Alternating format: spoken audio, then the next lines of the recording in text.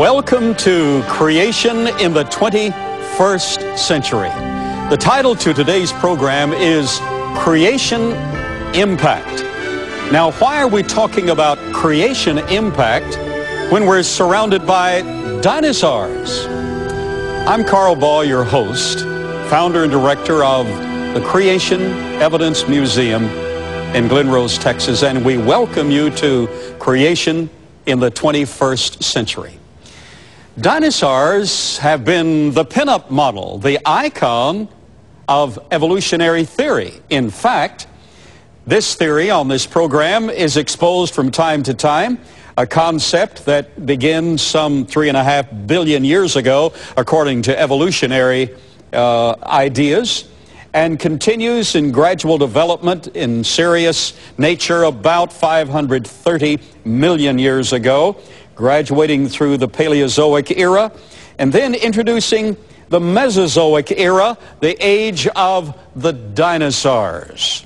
And dinosaurs have been used as the icon, the model, the symbol, the status of evolutionary theory.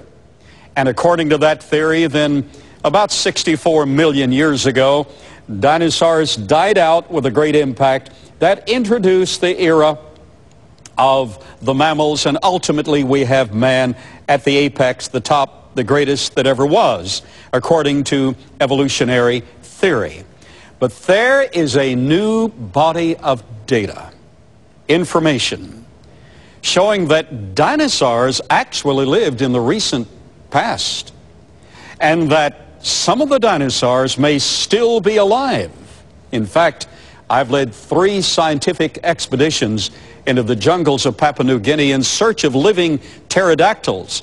Pterodactyls illustrated by this great pteranodon, 24-foot wingspan above me here in the background. We have an entire palace of dinosaurs today, and this is due to the gracious generosity of a dear personal friend of mine that I've invited to the program, and he brought the largest traveling dinosaur museum display, to our knowledge, in the world. I want you to meet Dr. Tom Sharp.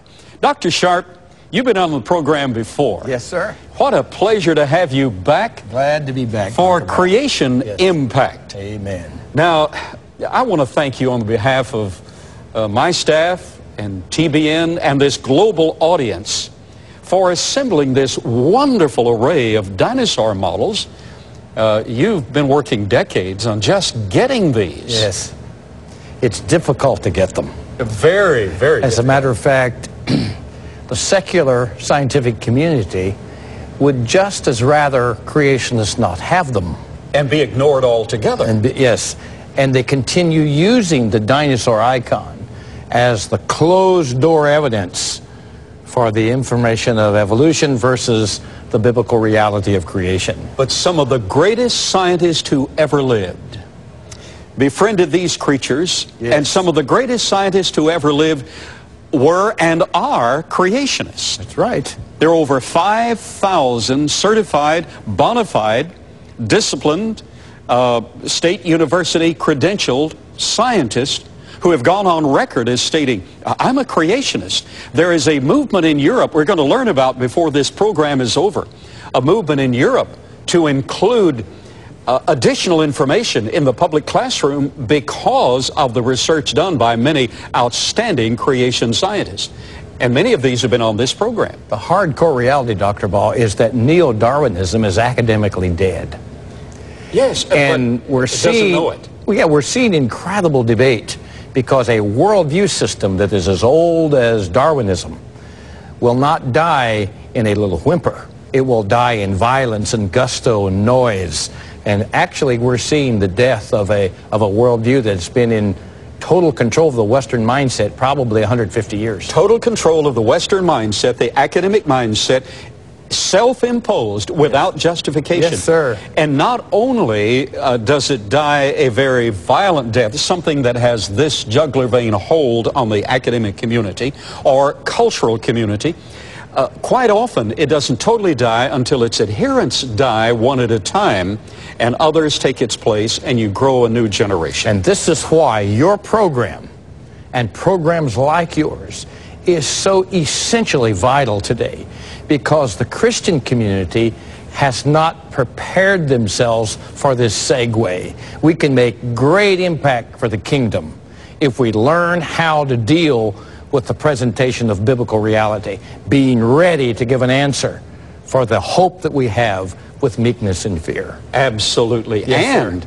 there needs to be a global program with dinosaurs, yes, sir, giving the full impact, scientific impact, and creation impact, the real explanation for dinosaurs. Tell me in a nutshell, Dr. Sharp, you're an academic, an academician and an academic both. You practice it and you have the credentials. Yes. For years you were directing the scientific curriculum and teaching science, yes, in the public. Yes, I for 10 years was the chairperson of science departments in 2 different school districts in the state of Oklahoma, where I helped direct and manage the presentation and delivery of science curriculum. I made a statement not long ago, and it was picked up on a local newspaper. I was speaking to a pretty good audience in the city of Tulsa, and I said that in the recent selection of textbooks and the 15 textbooks that was handed down by the State Department of Education in the state of Oklahoma, the driving philosophy in biology was atheistic. Well, it was reported that I said biology is atheistic. I didn't say that. Certainly. I said the driving philosophy and the conclusionary assumptions and ideas advanced in a biology context is atheistic. Well, it's interesting, Dr. Ball, that in the 2 sessions where I was picking textbooks for school districts, in the 9 months I was going through the books trying to find textbooks for children and high school students, not one pastor, not one parent, not one patron came to me in a 9-month period to see or to mouth or voice their opinion as to what book we would use. That is tragic. And in other words, there is an open door for some individuals to ask about the books and to have input. It may be ignored, but at least to have input. You would not have ignored that input, however. Every parent has the right to either protest or embrace what is being done in the classroom. After all, the children do not belong to the state. That's right, belong to the parent, and the parent is paying for their education. That's right.